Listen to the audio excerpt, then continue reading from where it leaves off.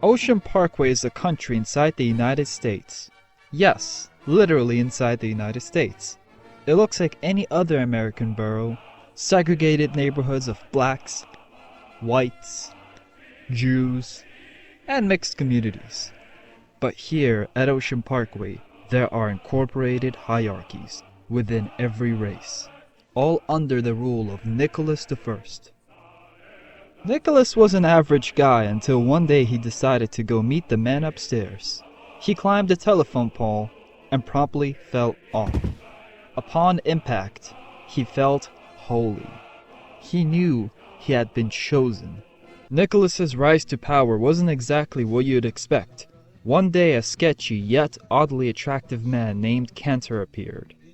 Cantor claimed to be the god of Ocean Parkway, currently slumming it in mortal form because he likes to do that every now and then, every 100 years or so. Nicholas was in awe, and then Cantor looked down at him, and he said, "We have 20 hidden underground nukes in almost every country in the world, and they're all under your command." Nicholas was confused. He didn't know squat about nukes or how to control them. Cantor reassured him. "Just say the word, and I'll prove it." Ocean Parkway was too small to have boroughs or neighborhoods, so it just had sectors.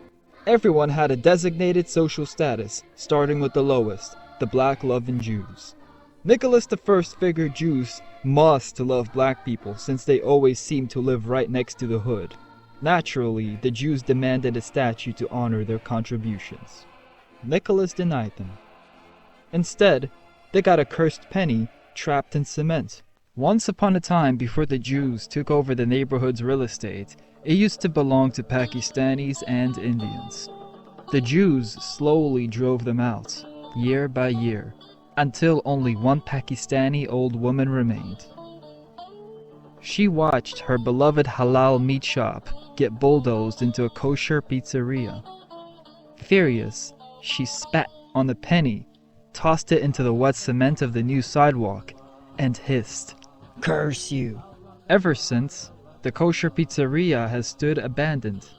The Jews fear the penny. It tempts them quite a lot, actually, but they can't do anything about it because it's protected by the wrath of the Paki curse. Next were the Jew-loving blacks. Same logic as before.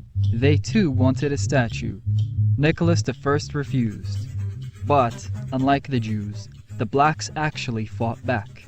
They stormed the Jewish sector, setting off riots and protests, demanding at least one functioning fire hydrant for their sector.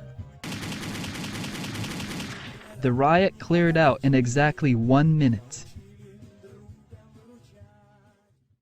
Before he could think of anything else truly despicable, he ate a cookie.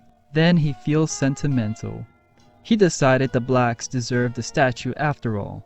He walked into the sector, smacked a broken NYC Park drinking fountain in the middle of the street, and declared, "That'll do." Above these groups were the fucking pieces of shit!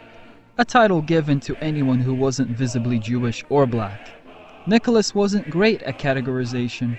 Plus, when he was trying to make a name, he got so impatient and raged and blurted out, "Fucking pieces of shit!" So he just went with that. The Puerto Ricans demanded their flag be honored.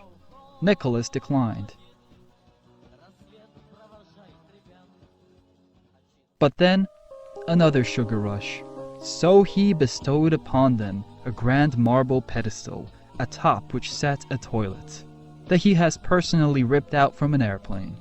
The inscription below it has read, "Dearest Puerto Ricans, putos, putos, madres, amigo, vosotros, cantos, fuckos!"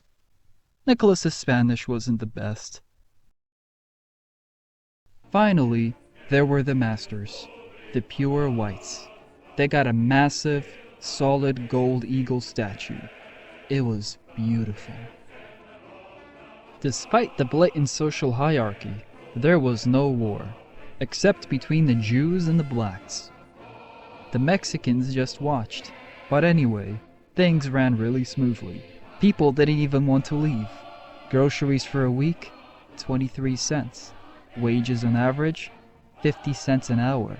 A house, $20. A car, $10. Everyone is allowed to have only one house and one car as a restriction. Everything else? Unlimited. Financial prosperity has somehow canceled out every social injustice America has been fighting so hard to eliminate for the past few decades.